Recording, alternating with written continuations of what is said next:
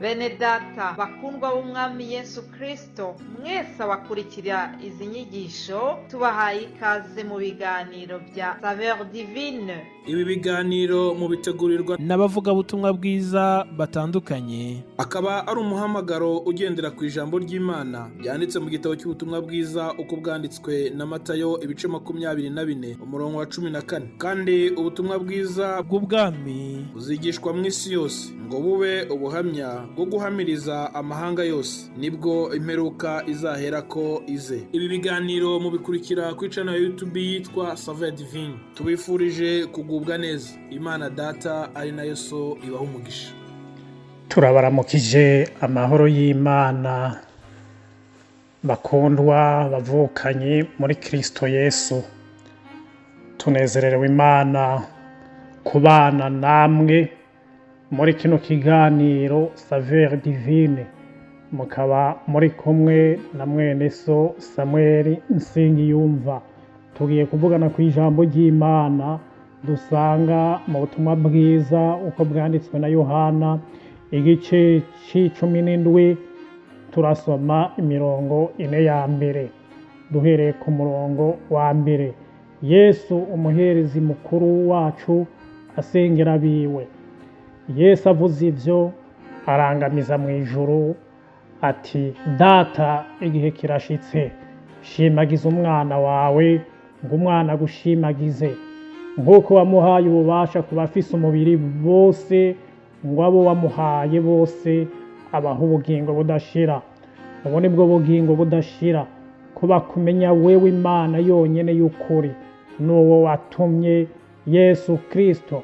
Nagushimagije mw'isi nsozereye igikorwa wampaye gukora. Imana ishimwe cyane. Yesu yarabirangije. Yesu yarasozereye igikorwa cari camuzanye. Hari n'ijambo ryiza yavugiye hariya ku musaraba ngo vyose birarangiye. Yesu yarabirangije, nta na kimwe atakoze, nta na kimwe yataye hagati, byose yarabisozereye, kandi yabisozereye neza, kandi yabisozereye ku bwacu. Umwana w'umuntu ari we Kristo Yesu, umwana w'Imana nzima, nta kindi cari camuzanye atari kurondera icari carazimiye. Ico cari carazimiye naco cari ikihe? Yari jewe, yari nawewe, kubera twari twaratandukanye n'Imana kubw'ivyaha, kubw'ibigabitanyo twari twarazimiriyemwo. Ariko Yesu yaraje atuzanira ubugingo, araduhuza n'Imana biciye mu kwitanga kwiwe, ko yemeye akaja ku musaraba, ko yemeye agapfa, kandi yarazutse, yazukanye icubahiro, yaranesheje kandi yanesheje ku bwacu. Twibukanye yuko nuno munsi turagendana intsinzi muri Kristo Yesu. Nimba waramwizeye, nimba waramwakiriye akakubera umwami n'umukiza mu bugingo bwawe, umenye yuko Yesu yarakuneshereje kandi ugendana intsinzi uhereye kera cyane. Ushobora kuba uri kuranyumviriza utarizera Yesu, utaramwakira mu mutima wawe ngo akubere umwami n'umukiza mu bugingo bwawe, ariko ndakubwira yuko abamwakiriye bose yabahaye ububasha bwo gucika abana b'Imana. Ubu ni abana b'Imana. Ndakwingingira kwakira Yesu akubere umwami n'umukiza mu bugingo bwawe, kugira ngo akuganze, aguhe no kuruhuka mu mutima wawe, kubera ibyaha biraruhisha. Ibyaha n'urupfu tuba turiko turagendana, ariko muri Kristo Yesu tugendana ubugingo. Uravye ubutumwa bwiza uko bwanditswe na Yohana ibice 12 vya mbere, Yesu uramubona agaragara mu bantu benshi. Mu guhereye ku gice ca 13 ubona Yesu yihereranije abigishwa biwe. Niho tubona ibintu bikomeye byagiye biraba. Turabona na Yuda yisobanuye mu bandi. Turabona kandi Yesu yabwiye Petero ko azava amwihakana. Tubona Yesu akomeza imitima y'abigishwa, arababwira ati, ntimuhagarike imitima yanyu. Ni naho muri ivyo bice bikurikira uhereye ku ca 13 ukaza gushika kuri kino gice ca 17 Yesu yari yarasezeraniye abigishwa yuko azobarungikira mpwemu yera. Yarabasabye kandi kuguma mu rukundo, arabategura, arababwira ko bazogira ibibazo, intambara muri ino si, arababwira ko isi izobanka.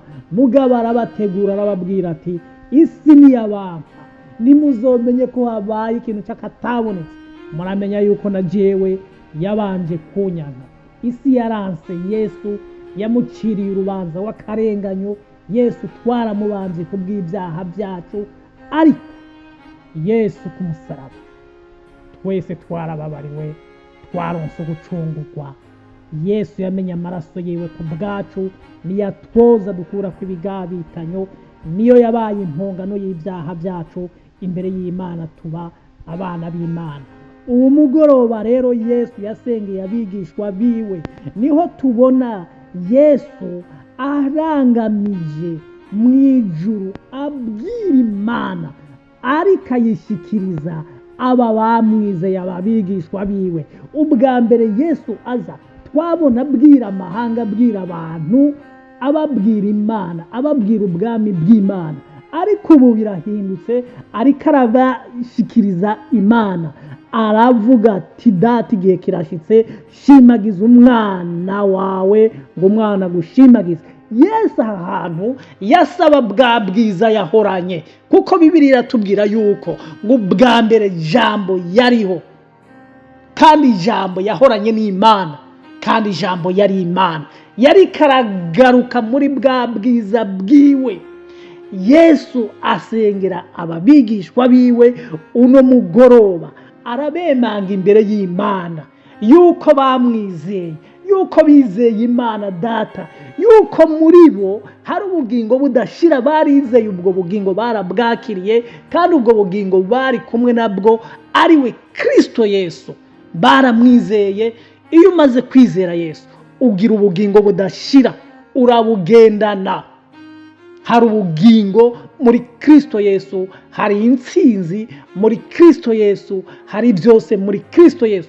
Igikorwa gikomeye Yesu yatanguye gukorera bano bigishwa biwe, yabujuje amahoro, yarabagabiye amahoro, yabakuye mu bisi nubwo bari mwisi, nubwo turi muri ino si. Iyo umaze kwizera Yesu, iyo umaze kuba umwana w'Imana, nubu ukiri uw'isi, uri umushitsi ngaha muri ino si, urahaca urengana. Nico gituma abizeye Yesu, abamumenye, dukwiye kuba mwisi nk'abazoyivamwo, turondera ubwami bw'Imana nk'abazobubamwo. Twitegure muri byose, twame twiteguriye kugaruka k'umwami Yesu. Yesu rero arabasengera uno mugoroba, abemanga imbere y'Imana yuko bamwemeye, yuko bizeye Imana data, ngo none nushimagize umwana wawe kugira ngo nanjye ndagushimagize. Igihe Yesu yaragiye kwinjiramo, yarabona ko cari igihe cari gikomeye cyane. Nico gihe bariko baritegura kuza kumufata, kuko Yuda yamuguze, yari yamaze kwisobanura mu bandi, yamaze kugenda kumugambanira. Nuko Yesu rero abigishwa ntiyabahevye. Hari ibihugu ushobora kubona biri mu ntambara, ingabo z'igihugu ziri ku rugamba, umukuru w'igihugu akabona birakomeye, agati ingabo akagenda agahungira mu bindi bihugu kugira ngo umutekano wiwe wubahirizwe, akiza amagara yiwe. Ariko Yesu icari camuzanye yarakizi, yagiye wenyene gusanganira icari camuzanye, kudupfira kugira ngo ntidupfe, kuducungura. N'igihe bari baje kumufata, Yesu yavuze ati ni jewe murondera, bari mu jewe mufata, abandi mubareke bigire. Yesu rero yapfiriye twese, amoko yose, indimi zose, imiryango yose.